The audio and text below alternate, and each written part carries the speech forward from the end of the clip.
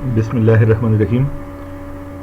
बयान व बदियो उरूस के कोर्स का ये 8वां लेक्चर है और इसका मौजू है इल्म बयान। इल्म बयान जैसा कि इसके नाम से जाहिर है, ये बयान का इल्म है। तो हमने जब कोर्स का तारुफ हम कर रहे थे तो उस वक्त हमने इल्म बयान, इल्म बदी और इल्म उरूस पर बात की थी, लेकिन उस वक्त बात मुख्तसर हुई थी। ये मुस्तकिल एक टॉपिक के तौर पर आज हम इल्म बयान पर बहस करेंगे और ये देखेंगे कि इल्म बयान की मुख्तलिफ तारीफ़ें जो हैं वो कौन कौन सी हुई हैं। इंसान का जो बयान होता है या उसके ख़यालात का जो इजहार होता है, उसके मुख्तलिफ तरीक़े होते हैं। उन तरीक़ों का मुताला जो है वो इल्म बयान में किया जाता है। इंसान को अल्लाह ने नुत्क, गोयाई या बोलने की सलाहियत अता की है और ये बोलने की सलाहियत उसे दूसरे जानदारों से मुमताज़ बनाती है कि वो अपने ख़यालात, अपने अफकार दूसरों तक पहुंचा सकता है। जहाँ इंसान को अल्लाह ने अक्ल दी है, शऊर दिया है, और इसके साथ साथ जो नुत्क की सलाहियत है यानी बोलने की जो सलाहियत है, जिसकी वजह से इंसान को हैवान नातिक भी कहा गया है, तो ये इंसान की एक बहुत अहम खुसूसियत है। इसी खुसूसियत के ज़रिए इंसान अपनी बात दूसरों तक पहुंचाता है, अपने ख़यालात का इजहार करता है। इंसान के पास ज़बान है, इंसान के पास अल्फाज हैं और उस ज़बान से काम लेकर और उन अल्फाज को इस्तेमाल करके इंसान अपनी बात दूसरों तक पहुंचाता है। अब अपनी बात दूसरों तक पहुंचाना ही दरअसल बयान है। और इल्म बयान, बयान का इल्म या बयान का मुताला है। एक्सप्रेशन जिसको हम कहते हैं या कम्युनिकेशन जिसको हम कहते हैं, अपने ख़यालात को दूसरों तक पहुंचाने का जो तरीक़ा है वो बयान है। और बयान के लिए जो मुख्तलिफ़ तरीक़े इख्तियार किए जाते हैं, जो मुख्तलिफ़ पैराए इजहार के इस्तेमाल किए जाते हैं, उनका मुताला इल्म बयान में किया जाता है। तो आज हम बाकायदा तौर पर इल्म बयान की तारीफ़ें पढ़ेंगे और हम देखेंगे कि इल्म बयान की जो तारीफ़ें हैं उनकी रूह से इल्म बयान में कौन कौन सी चीज़ें आती हैं और इल्म बयान का क्या मफ़हूम है। यहाँ आपके सामने एक तारीफ़ आ गई है कि इल्म बयान की तारीफ़ एक ही बात को दूसरों तक पहुँचाने के मुख्तलिफ़ तरीक़ों का नाम इल्म बयान है। अब ये एक सादा सी तारीफ़ है। इल्म बयान का जो आम मफ़हूम है वो यहाँ लिखा हुआ है कि एक ही बात को दूसरों तक पहुँचाने के मुख्तलिफ़ तरीक़ों का नाम इल्म बयान है। यानी बात एक ही होती है, लेकिन दूसरों तक पहुँचाने के लिए हम मुख्तलिफ़ तरीक़े इख्तियार करते हैं। एक ही बात करने के लिए हम मुख्तलिफ़ पैराए और मुख्तलिफ़ तरीक़े और मुख्तलिफ़ अंदाज़ इख्तियार करते हैं और मुख्तलिफ़ तरीक़ों से अपनी बात दूसरों तक पहुँचाते हैं। कभी हम तशबीह का सहारा लेते हैं, कभी हम इस्तिआरे से काम लेते हैं, कभी हम मजाज मुरसल की कोई सूरत जो है उसको बरविकार लाते हैं, कभी हम किनाये से काम लेते हैं, यानी वाज़ेह लफ्ज़ों में बात नहीं करते, इशारों में और पर्दों में छुपा कर बात करते हैं, यानी किनाया जो है उससे काम लेते हैं। तो ये हमारे मुख्तलिफ़ तरीक़े होते हैं बात करने के। एक ही बात को मुख्तलिफ़ अंदाज से और मुख्तलिफ़ तरीक़ों से हम दूसरों तक पहुँचाते हैं। तो ये जो मुख्तलिफ़ तरीक़े हैं, जिसमें तशबीह का तरीक़ा भी है, इस्तिआरा भी एक तरीक़ा है, मजाज मुरसल भी एक तरीक़ा है, किनाया भी एक तरीक़ा है, इन तमाम चीज़ों का मुताला जो किया जाता है तो वो इल्म बयान में किया जाता है। अब इल्म बयान को अगर हम ज़रा थोड़ा सा मिसाल से वाज़ेह करें तो बात इस तरह होगी कि मिसाल के तौर पर हम किसी की तारीफ़ करते हैं, किसी की बहादुरी की तारीफ़ करते हैं, तो कभी तो हम उसको बहादुर कह देते हैं सीधे साधे लफ्ज़ों में, और कभी हम यही बात, इसी बात का जो दूसरा तरीक़ा है वो ये है कि हम तशबीह का इस्तेमाल करते हुए उस आदमी को शेर के साथ तशबीह देंगे और हम कहेंगे कि फ़लाँ जो है वो शेर की तरह बहादुर है। अब ये बयान का एक और तरीक़ा आ गया। पहले तरीक़े में हमने उसको बहादुर कहा था, वहाँ हमने कोई तशबीह, इस्तिआरा इस्तेमाल नहीं किया था। لیکن جو دوسری مثال ہے کہ جس میں ہم نے اس شخص کے بارے میں کہا کہ وہ شخص شیر کی طرح بہادر ہے، تو یہاں پر ہم نے اس کے لیے شیر کا استعارہ استعمال کر لیا. شیر کا استعارہ نہیں بلکہ شیر کی تشبیہ ہم نے استعمال کر لی یہاں پہ. لیکن اگر ہم نے اس آدمی کو شیر کی طرح بہادر نہیں کہا، شیر کی طرح نہیں کہا، بلکہ عین شیر کہہ دیا، یعنی عین شیر کا نام لے کر ہو بہو شیر ہی اس کو نام دے دیا، یعنی وہ آدمی آ رہا ہے اور ہم نے کہا کہ جی شیر آ رہا ہے، تو اس صورت میں ہم نے استعارے کا استعمال کر دیا. یہ استعارہ، مجاز مرسل اور کنایا، یہ ساری کی ساری چیزیں اور تشبیہ، یہ علم بیان کی مختلف صورتیں ہیں یا مختلف شکلیں ہیں، اور انہی چیزوں کا مطالعہ، ان 4 چیزوں کا جو مطالعہ کیا جاتا ہے.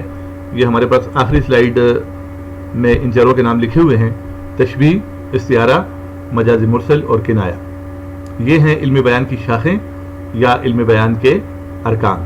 یعنی علم بیان میں انہی 4 چیزوں کو زیر بحث لایا جاتا ہے اور ان 4 چیزوں کا مطالعہ کیا جاتا ہے. اور جو ہم علم بیان کی تعریفوں میں مختلف الفاظ استعمال ہوتے ہوئے دیکھتے ہیں کہ جی بیان کے مختلف طریقے، اپنی بات کو دوسروں تک پہنچانے کے مختلف پیرائے، اپنی بات کو دوسروں تک پہنچانے کے مختلف طریقے، تو وہ طریقے یہی 4 ہیں: تشبیہ، استعارہ، مجاز مرسل اور کنایا. یعنی ان 4 کو ہم علم بیان کی شاخیں بھی کہہ سکتے ہیں اور علم بیان کی قسمیں، علم بیان کے موضوعات بھی کہہ سکتے ہیں اور ارکان بھی کہہ سکتے ہیں. اب ہم آتے ہیں تعریفوں کی طرف. تو پہلی تعریف تو ہم نے پڑھ لی، اس کے بعد آگے بڑھتے ہیں، دوسری تعریف دیکھتے ہیں، علم بیان کی تعریف. علم بیان ایسے قاعدوں کا نام ہے، اس کو آپ پڑھتے جائیں اور اس پر غور بھی کرتے جائیں کہ علم بیان ایسے قاعدوں کا نام ہے کہ اگر کوئی ان کو جانے اور یاد رکھے تو ایک معنی کو کئی طریق سے عبارات مختلفہ میں ادا کر سکتا ہے، جن میں بعض طریق کی دلالت معنی پر بعض طریق سے زیادہ واضح ہوتی ہے. جن میں بعض طریق کی دلالت معنی پر بعض طریق سے زیادہ واضح ہوتی ہے. یہ عبارت جو ہم نے لی ہے، یہ ہم نے اقتباس جو لیا ہے، یہ مفتاح البلاغت کا اقتباس ہے، اور یہ نجم الغنی رامپوری کی تصنیف ہے، مفتاح البلاغت. نجم الغنی نے بحر الفصاحت بھی لکھی اور نجم الغنی نے مفتاح البلاغت بھی لکھی ہے، اور ایک کتاب جو ہے وہ فصاحت پر ہے اور ایک بلاغت پر ہے. اب اس تعریف کو یہیں پہ ہم چھوڑتے ہیں، اس کی تشریح ہم بعد میں کرتے ہیں. پہلے ہم یہ دیکھتے ہیں کہ ہم عام لفظوں میں اگر علم بیان کو ہم اس پر بحث کریں اور علم بیان کے معنی اور کا ہم تعین کریں اور اس کی جو مفہوم ہے اس کو ہم واضح کرنے کی کوشش کریں، تو یہاں ایک مثال میں دوں گا کہ مثال کے طور پر میں چند جملے یہاں بولتا ہوں. چشمے کا پانی ٹھنڈا ہے، یہ ایک جملہ ہے. اب آپ غور کریں کہ یہ جتنے بھی جملے ابھی آپ کے سامنے آئیں گے، میں 3 جملے بولوں گا، ان تینوں جملوں میں جو بات کی گئی ہے وہ ایک ہی ہے، لیکن بات کرنے کے طریقے مختلف ہیں. مثلا چشمے کا پانی ٹھنڈا ہے، یہ بھی وہی بات ہے. چشمے کا پانی خاصا ٹھنڈا ہے، یہ بھی وہی بات ہے. چشمے کا پانی بےحد ٹھنڈا ہے. اب تینوں میں کہنے والا جو ہے اس نے کوشش یہ کی ہے کہ وہ چشمے کے پانی کی جو ٹھنڈک ہے اس کو پوری طرح واضح کر دے. چشمے کا پانی ٹھنڈا ہے یا خاصا ٹھنڈا ہے یا بےحد ٹھنڈا ہے. لیکن ان تینوں جملوں میں بات زیادہ وضاحت کے ساتھ، یعنی پانی کی جو ٹھنڈک ہے وہ پوری وضاحت اور صراحت کے ساتھ واضح نہیں ہو سکی. لیکن اگر یہی آدمی اسی بات کو ایک اور طریقے سے، ایک اور انداز میں، ایک اور پیرائے میں کرے اور اس میں تشبیہ کو شامل کر کے وہ یہ کہے کہ چشمے کا پانی برف کی طرح ٹھنڈا ہے یا چشمے کا پانی برف کی طرح ہے، تو اب اس نے جب برف کی طرح کہا اور برف کی طرح ٹھنڈا کہا تو یہاں پر تشبیہ آ گئی، اور تشبیہ کی وجہ سے بات زیادہ واضح ہو گئی اور بات زیادہ اس میں اثر بھی پیدا ہو گیا اور اس کی وضاحت بھی ہو گئی. اسی طرح یعنی چونکہ سننے والے جو ہے وہ برف کے ٹھنڈے ہونے کا اس کو پتہ ہے، اس سے وہ اچھی طرح واقف ہے، اس لیے جب چشمے کے پانی کو برف کے ساتھ تشبیہ دی گئی تو پانی کی وہ ٹھنڈک جو ہے وہ پورے وضاحت کے ساتھ اور پوری تفصیل مکمل طور پر سننے والے کے ذہن میں بیٹھ گئی۔ اب ایک اور مثال دیکھیں کہ ایک ماں اپنے بیٹے کو کہتی ہے کہ اپنے بیٹے کے بارے میں کہتی ہے کہ میرا بیٹا خوبصورت ہے یا میرا بیٹا بہت خوبصورت ہے، تو بات اتنی زیادہ واضح نہیں ہوتی، لیکن جب وہ تشبیہ کا استعمال کرتی ہے تو کہتی ہے کہ میرا بیٹا چاند کی طرح ہے، تو یہاں پر بات زیادہ واضح ہو جاتی ہے۔ تو یہ تشبیہ ہے، اور اگر بیٹے کو چاند کہا، بیٹے کو چاند کی طرح کہا تو یہ تشبیہ ہے، اور اگر چاند کہا تو یہ استعارہ ہے۔ تو یہ تشبیہات اور استعارات کے استعمال سے کلام میں حسن بھی پیدا ہوتا ہے، خوبصورتی بھی پیدا ہوتی ہے، اور اس سے بات جو ہوتی ہے وہ زیادہ واضح طریقے سے اور زیادہ بہتر طریقے سے مخاطب تک پہنچ جاتی ہے، اور جو کہنے والے کا جو موقف ہوتا ہے تو وہ مخاطب تک پوری طرح پہنچ جاتا ہے۔ اب پہلی تعریف جو ہمارے سامنے ہے، اس کو ہم پڑھتے ہیں، جو نجم الغنی کی کتاب مفتاح البلاغت سے لی گئی ہے۔ علم بیان ایسے قاعدوں کا نام ہے کہ اگر کوئی ان کو جانے اور یاد رکھے تو ایک معنی کو کئی طریق سے عبارات مختلفہ میں ادا کر سکتا ہے۔ یہاں پر ان لفظوں پر آپ غور کریں، کئی طریق سے اور عبارات مختلفہ، کئی طریق اور عبارات مختلفہ۔ اب یہ جو ابھی میں نے دو مثالیں پانی کے حوالے سے، پانی کے برف ہونے کے حوالے سے اور یا برف کی طرح ہونے کے حوالے سے، اور چاند کے حوالے سے جو میں نے دو مثالیں دی، یہ جو کئی طریق ہیں یا عبارات مختلفہ ہیں، یہ یہی ہیں۔ اس کی مثال یہی ہے کہ کئی طریق سے، یعنی بات ایک ہی ہوتی ہے لیکن ہم کئی مختلف طریقوں سے اس بات کو دوسروں تک پہنچا سکتے ہیں، اور مختلف عبارتیں ہم استعمال کر سکتے ہیں، مختلف عبارات ہم اس کے لیے استعمال کر سکتے ہیں، اور انہی چیزوں کا جو علم ہے اور انہی چیزوں کا جو مطالعہ ہے تو وہ علم بیان میں کیا جاتا ہے، جن میں بعض طریق کی دلالت معنی پر اور بعض طریق سے زیادہ واضح ہوتی ہے۔ یہ بھی آپ کے سامنے مثال آ گئی کہ پانی ٹھنڈا ہے میں بات زیادہ واضح نہیں ہوئی، لیکن پانی برف کی طرح ٹھنڈا ہے جب آپ نے کہا تو بات زیادہ واضح ہو گئی۔ اسی طرح اگر کسی نے اپنے بیٹے کی تعریف میں یہ کہا کہ وہ خوبصورت ہے تو بات اتنی واضح نہیں ہوئی، لیکن اگر اس نے یہ کہا کہ اس کا بیٹا چاند کی طرح ہے یا چاند ہے تو بات زیادہ واضح ہوگی۔ اسی طرح آپ نے کسی بہادر آدمی کی بہادری کی آپ نے تعریف کرنی ہے، اور آپ کہتے ہیں کہ جی فلاں آدمی جو ہے وہ بہادر ہے یا بہت بہادر ہے، تو بات اتنی اس کی بہادری جو ہے اتنی زیادہ واضح نہیں ہوتی، لیکن جب آپ اس کے بارے میں کہتے ہیں کہ وہ شیر کی طرح ہے، فلاں آدمی شیر کی طرح ہے یا فلاں آدمی شیر ہے، یعنی جب آپ نے کہا شیر کی طرح ہے تو یہ آپ نے تشبیہ کا استعمال کیا، یہ بھی ایک طریقہ ہے۔ اور جب آپ نے یہ کہا کہ وہ شیر ہے، یعنی شیر کی طرح نہیں کہا بلکہ شیر ہے کہا، تو یہاں آپ نے استعارے کا استعمال کر دیا۔ کہ آگے جا کر آپ پڑھیں گے کہ تشبیہ میں اور استعارے میں کیا فرق ہے، اور دونوں ایک دوسرے کے قریب تو ہیں لیکن دونوں میں فرق بھی پایا جاتا ہے۔ استعارے کی مکمل جو تفصیل ہے تو وہ آپ پڑھیں گے، اور تشبیہ کی بھی مکمل تفصیل آپ پڑھیں گے، لیکن یہاں پر صرف اتنا کافی ہے کہ تشبیہ کا استعمال جب کلام میں ہوتا ہے یا استعارے کا استعمال ہوتا ہے تو اس کا مطالعہ جو ہے تشبیہات کا، استعارات کا، مجاز مرسل کا اور کنایے کا، یہ جو ہے علم بیان ہے۔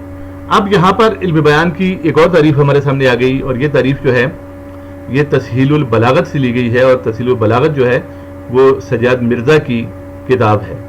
اب اس میں جو تعریف لکھی ہوئی ہے وہ یہ ہے کہ وہ علم جو ایسے اصول و قواعد بیان کرتا ہے جن کے ذریعے سے ایک مطلب مختلف عبارتوں میں اس طرح ادا کر سکیں کہ ایک معنی بنسبت دوسرے کے زیادہ یا کم واضح ہو، علم بیان کہلاتا ہے۔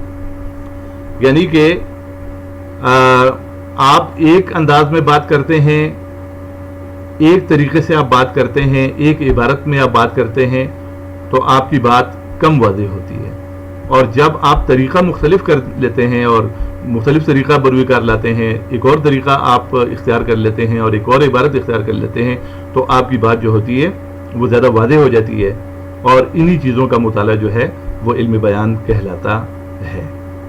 اب یہاں بھی اس تعریف کو اگر آپ لیں اور میں نے جو مثال دی ہے اس کو اگر اس تعریف پر آپ منطبق کریں تو آپ کو بات زیادہ واضح ہو جائے گی کہ چشمے کا پانی ٹھنڈا ہے اور چشمے کا پانی برف کی طرح ہے۔ ان دونوں مثالوں میں ایک انداز یا ایک طریقہ یا ایک عبارت وہ تھی کہ چشمے کا پانی ٹھنڈا ہے، اور دوسرا طریقہ یا دوسرا انداز یا دوسرا پیرایا یا دوسرا عبارت جو ہے وہ یہ ہے کہ چشمے کا پانی برف کی طرح ٹھنڈا ہے یا چشمے کا پانی برف کی طرح ہے. تو اب یہ دونوں جو آپ نے طریقے اختیار کیے، تو برف کا پانی ٹھنڈا ہے میں کم وضاحت ہے، اور برف کا پانی چشمے کا پانی ٹھنڈا ہے میں کم وضاحت ہے، اور چشمے کا پانی برف کی طرح ٹھنڈا ہے اس میں زیادہ وضاحت ہے. اور یہ زیادہ وضاحت پیدا ہوئی ہے تشبیہ کے استعمال سے، کیونکہ پہلے جملے میں آپ نے تشبیہ کا استعمال نہیں کیا، آپ نے صرف پانی کے ٹھنڈا ہونے کا ذکر تو کیا لیکن آپ نے تشبیہ کا استعمال نہیں کیا، جبکہ دوسری مثال میں آپ نے تشبیہ کا استعمال کر دیا. تو جب آپ نے تشبیہ کا استعمال کر دیا تو آپ کی بات کا، آپ کا جو بیان ہے اس میں زیادہ وضاحت پیدا ہو گئی. عابد علی عابد نے دو کتابیں لکھی ہیں، بہت اہم ہیں. ایک کتاب کا نام البیان ہے اور دوسری کتاب کا نام البدیع ہے. البیان جو ہے وہ علم بیان پہ ہے اور البدیع جو ہے وہ علم بدیع سے متعلق ہے. تو البیان میں عابد علی عابد نے علم بیان کی بہت سی تعریفیں درج کی ہیں. انہی میں سے دو تعریفیں جو ہیں سجاد مرزا کی اور نجم الغنی کی، یہ دو تعریفیں میں نے آپ کے سامنے پیش کر دیں. تعریفیں انہوں نے 7-8 مختلف تعریفیں جو ہیں وہ دی ہیں، لیکن ڈیفینیشنز میں یا تعریفوں میں یہی مسئلہ ہوتا ہے کہ آپ جتنی بھی تعریفیں پڑھتے جائیں بات ان میں ایک ہی ہوتی ہے، لیکن الفاظ جو ہوتے ہیں وہ مختلف ہوتے ہیں. اب ان دونوں تعریفوں ہی کو آپ کمپیئر کریں.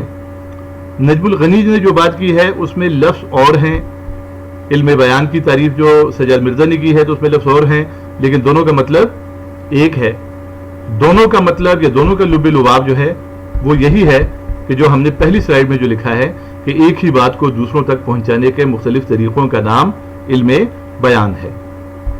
تو علم بیان ایک ہی بات کو مختلف انداز میں، مختلف پیرایوں میں دوسروں تک پہنچانے کا نام ہے. یہی بات نکلتی ہے اس تعریف میں سے بھی اور اس تعریف میں سے بھی.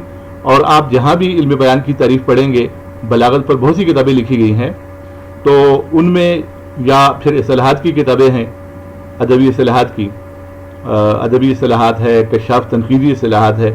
اصطلاحات کی جتنی بھی کتابیں آپ پڑھیں یا بلاغت کی جتنی بھی کتابیں آپ پڑھیں اور اس میں آپ علم بیان کو دیکھیں تو علم بیان کی آپ کو جو تعریف ملے گی اس تعریف کا لب لباب یہی ہوگا کہ ایک ہی بات کو دوسروں تک پہنچانے کے مختلف طریقوں کا نام علم بیان ہے. اب ایک ہی بات دوسروں تک پہنچانے کے مختلف طریقے جو ہیں وہ کون کون سے ہیں، تو وہ یہاں آپ کے سامنے آ گئے ہیں. ان میں سے پہلا طریقہ جو ہے وہ تشبیہ ہے، دوسرا طریقہ جو ہے وہ استعارہ ہے، تیسرا طریقہ مجاز مرسل ہے، چوتھا طریقہ کنایہ ہے. اب یہ 4 طریقے ہیں.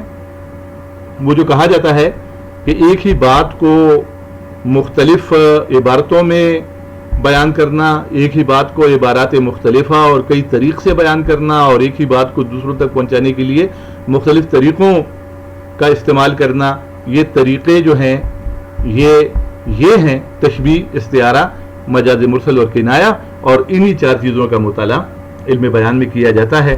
تو یہاں تک علم بیان کا ایک مختصر تعارف تھا کہ علم بیان کون سا علم ہے. جب ہم علم بیان کو تفصیل سے پڑھتے ہیں تو علم بیان میں ان 4 چیزوں کا ہم مطالعہ کرتے ہیں. تشبیہ کو ہم تفصیل کے ساتھ پڑھتے ہیں، استعارے کو، مجاز مرسل کو اور کنایے کو. یہ 4 گویا علم بیان کی شاخیں ہیں یا علم بیان کے ارکان ہیں. آگے جا کر انشاءاللہ ہم تشبیہ کو بھی تفصیل کے ساتھ پڑھیں گے، استعارے کو بھی، مجاز مرسل کو بھی اور کنایہ کو بھی. اس وقت تک علم بیان پر اتنا کافی ہے. آگے جب ہم بڑھیں گے تو ہم علم بیان کی مختلف چیزوں کو پھر وہاں اس کی جو تفصیلات یا مزید مثالیں ہیں وہ اس وقت آئیں گی. آپ کو میں نے PDF میں کچھ مواد بھی بھیجا ہے علم بیان کے حوالے سے، آپ اس کو بھی پڑھیں اور اس لیکچر سے بھی استفادہ کریں.